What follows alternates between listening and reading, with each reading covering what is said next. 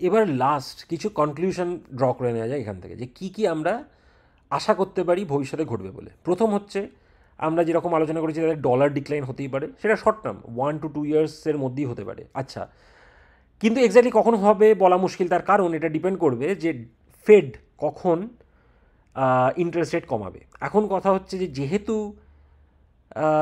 যেহেতু লেবার মার্কেটের অবস্থা খুব খারাপ, মানে খুব খারাপ বলতে এমপ্লয়মেন্ট, নতুন জব ক্রিয়েশন খুবই লো, খুবই কম, সেইটা দেখে কি ফেড ইন্টারেস্ট রেট কমাবে?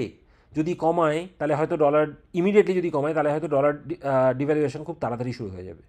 কিন্তু এখনের যে ফেড চেয়ারম্যান জেরেমি পাওয়েল, সে এখনও কিন্তু ধরে রেখেছে ইন্টারেস্ট রেট কমাচ্ছে না। যদি ধরে নিই যে সে তার জায়গাতে ঠিক থাকলো, সেটাই কন্টিনিউ করে গেল, কোনো পলিটিক্যাল প্রেশারের কাছে মাথা নোয়ালো না, বা ভবিষ্যতের যে মানে ভবিষ্যতের যে খারাপ সিচুয়েশন তৈরি হতে পারে সেই জন্য সেটা ভেবে সেই বর্তমানের যে এমপ্লয়মেন্ট সিচুয়েশন বা জব মার্কেট সিচুয়েশন সেটাকে ইগনোর করলো, করে সে তার মানে আজকের যে ইন্টারেস্ট রেট সেটাকে ইন্ট্যাক্ট রাখলো। যদি ধরে নিই তাহলে ইমিডিয়েটলি ডলার ডিক্লাইন শুরু হবে না, কিন্তু সামনের বছর 2026-এর মার্চ মাসে ফেড চেয়ারম্যান বদল হবে, জেরেমি পাওয়েল চলে যাবে, নতুন কেউ আসবে। সে নতুন কেউ যদি পলিটিক্যাল প্রেশারের সামনে মাথা নোয়ায় এবং অন্য কোনো কারণেও, যদি নাও নয় অন্য কোনো কারণেও যদি সে ইন্টারেস্ট রেট কমায়, তাহলে কিন্তু ডলার ডিক্লাইন সেইখান থেকে শুরু হওয়ার সম্ভাবনা বেশি। সুতরাং কবে হবে বলা যাচ্ছে না, কিন্তু ধরে নেওয়া যেতে পারে যে আগামী 2 বছরের মধ্যে হবে। Again, it will depend on কবে ইন্টারেস্ট রেট কমছে। সেকেন্ড কনক্লুশন বা প্রেডিকশন বলা যেতে পারে, সেটা হচ্ছে যে স্টক মার্কেট কারেকশন হয়তো হতে পারে, যেহেতু অল টাইম হাই, এবং যে আন্ডারলাইং যে ইকোনমিক পরিস্থিতি সেটা যে খুব স্ট্রং তা নয়, সেটা আমরা জব মার্কেট ডেটা থেকে বুঝতে পারি। আরও অনেক প্যারামিটার আছে যেগুলো আমি কভার করিনি, যেমন সিপিআই, কাস্টমার পারচেজিং ইন্ডেক্স নাকি এটা বলে, কনজিউমার পারচেজিং ইন্ডেক্স। আচ্ছা, একটা আছে কাস্টমার কনজিউমার সেন্টিমেন্ট। তো এগুলো বিভিন্ন রকম স্টাডি এখানে হয়, সেইগুলোও আমি জানি যে সেগুলো যথেষ্ট মানে রেড ফ্ল্যাগ শো করছে, কিন্তু বা মানে অ্যালার্ম বেল বাজাচ্ছে টাইপের, কিন্তু সেগুলো আমি আর কভার করছি না। তো আপাতত শুধু যদি আমি যা যা কভার করলাম সেই পয়েন্টগুলোই করে যদি কনসিডার করি, তাহলে একটা খুব নিয়ার টার্মে একটা স্টক মার্কেট কারেকশন হয়তো আমরা দেখতে পারি। থার্ড প্রেডিকশন বা কনক্লুশন, এক্সটার্নাল ইনভেস্টাররা কিন্তু ইউএস বন্ড, এক্সটার্নাল ইনভেস্টার মানে কি, ইন্ডিভিজুয়াল ইনভেস্টার তো আছেই, অন্য অনেক দেশ প্রচুর ইউএস ডলারে ইউএস গভর্নমেন্ট বন্ড নিয়ে বসে আছে। যেমন জাপানের কাছে সম্ভবত বন্ড আছে $1 ট্রিলিয়ন ওপর, চাইনার কাছে সম্ভবত অ্যারাউন্ড 700 বিলিয়নের কাছাকাছি বা তার বেশি, তার সামান্য বেশি ইউএস বন্ডে ইনভেস্টেড আছে। তো যখন ইন্টারেস্ট রেট কমবে, বন্ড ইল্ড, বন্ড থেকে কত আমি ইনকাম করবো সেটা কিন্তু ইন্টারেস্ট রেট দিয়েই ড্রিভেন, মানে ইন্টারেস্ট রেট দিয়েই ডিসাইডেড হয়। ইন্টারেস্ট রেট যখন ফেড কমাবে তখন বন্ডের ইল্ডও কমবে।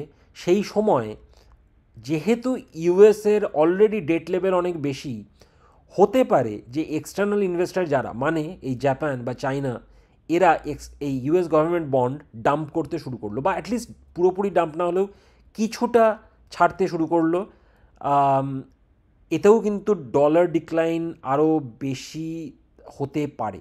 তো এটাও ঘটতে আমরা দেখতে পারি, ইউএস গভর্নমেন্ট বন্ড ডাম্প করা। এটা মিডিয়াম টার্মে, মানে 2 থেকে 5 বছরের মধ্যে হয়তো আমরা দেখতে পাবো। Impact on global economics globally. আচ্ছা, আমার মনে হয় যে ইউএস যখন গণ্ডগোল হবে তখন সেটা অনেক দেশের ওপরই তার প্রভাব পড়বে। ইন্ডিয়া যেমন tightly coupled with western economy, যেহেতু আমাদের সার্ভিস থেকে আমাদের একটা বিশাল ইনকাম হয়, এবং সার্ভিস আমরা কোথায় দিই, মেনলি সার্ভিস দিয়ে আমরা পয়সা কামাই ইউএসএতে বা ইউরোপে। তো এখান থেকে আমাদের মেজর পয়সা আসে আমাদের। তো সেটা যদি সেখানে যদি ইউএস মার্কেট খারাপ হয়, সেখানে আমাদের ইনকামের ওপর একটা প্রভাব আসতে পারে। সুতরাং ইন্ডিয়ার পয়েন্ট অফ ভিউ থেকে গ্লোবালি ইউকের ওপরও একটা প্রভাব আসবে, হয়তো চায়নার ওপর আসবে কিনা আমি জানি না, কারণ চায়না সম্পর্কে আমি খুব একটা কিছুই জানি না। কিন্তু ইইউ মানে ইউরোপিয়ান ইউনিয়ন আর ইন্ডিয়ার ওপর একটা বড় প্রভাব আসতে পারে, এটা আমার ধারণা।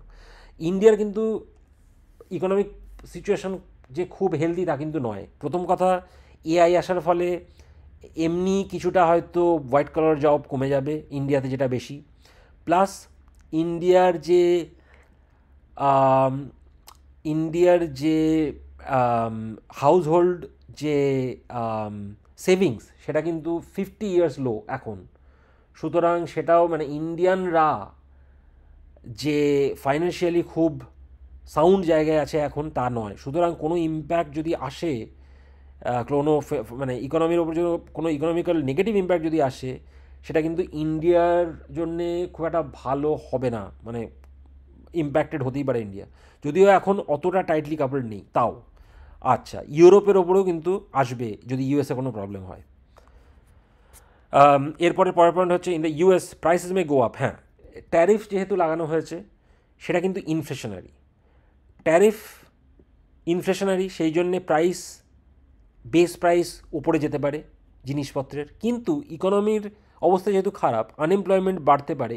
নতুন জব ক্রিয়েশন যেমন কমছে, আনএমপ্লয়মেন্ট এখনও শুরু হয়নি, কিন্তু এরকমই যদি চলতে থাকে, ট্রেন্ড যদি চলতে থাকে, তাহলে আস্তে আস্তে আনএমপ্লয়মেন্ট বাড়তে থাকবে, লে অফ বাড়বে। সেক্ষেত্রে কিন্তু নতুন জিনিস কেনার লোক কমে যাবে। সেক্ষেত্রে ট্যারিফ যেহেতু ট্যারিফ ইনফ্লেশন তৈরি করবে, মানে জিনিসের দাম বাড়বে, কিন্তু নতুন জিনিস কেনার লোক কমে যাবে, কারণ মানুষের কাছে ইনকাম কম থাকবে। সেই জন্য একটা স্ট্যাগফ্লেশন পরিস্থিতি তৈরি হতে পারে, যেটা আমার মনে হয় লাইকলি পসিবল, যেখানে জিনিসের দামও কমছে জিনিসের দাম বাড়ছে, কিন্তু মানি সাপ্লাই নেই বলে কোনো ট্রানজ্যাকশন কমে যাচ্ছে। তার মানে একটা স্ট্যাগনেন্ট ইকোনমি তৈরি হচ্ছে। এটা কিন্তু হতে পারে। পরের পয়েন্ট, ইন্টারনাল কনফ্লিক্টের একটা রাইজ কিন্তু আমরা দেখতে পারি। সেটা হলে এক্সটার্নাল চ্যালেঞ্জার যারা, এখন চাইনা হচ্ছে মেন ইকোনমিক্যালি এবং মিলিটারিলি সবচেয়ে বড় চ্যালেঞ্জার ইউএসের। তারা কিন্তু বিভিন্ন জায়গায় চ্যালেঞ্জ করতে পারে কারেন্ট ওয়ার্ল্ড অর্ডারকে। কারেন্ট ওয়ার্ল্ড অর্ডার হচ্ছে লেড বাই ইউনাইটেড স্টেটস। সেই ওয়ার্ল্ড অর্ডারকে চ্যালেঞ্জ করতে পারে, কারণ চায়নার একটা ডমিনেন্ট পাওয়ার হওয়ার অ্যাসপিরেশন আছে। এটা হলে যেটা হবে সেটা হচ্ছে ইন্টারনালি দুর্বল ইউএস কিন্তু এক্সটার্নালিও তার পাওয়ার খোয়াবে। এটা হয়তো আমরা শর্ট টার্মে বা মিডিয়াম টার্মে দেখতে পাবো না, কিন্তু লং টার্মে 5 থেকে 10 বছরের মধ্যে হয়তো দেখতে পাবো। এবার লাস্ট পয়েন্টে আসি।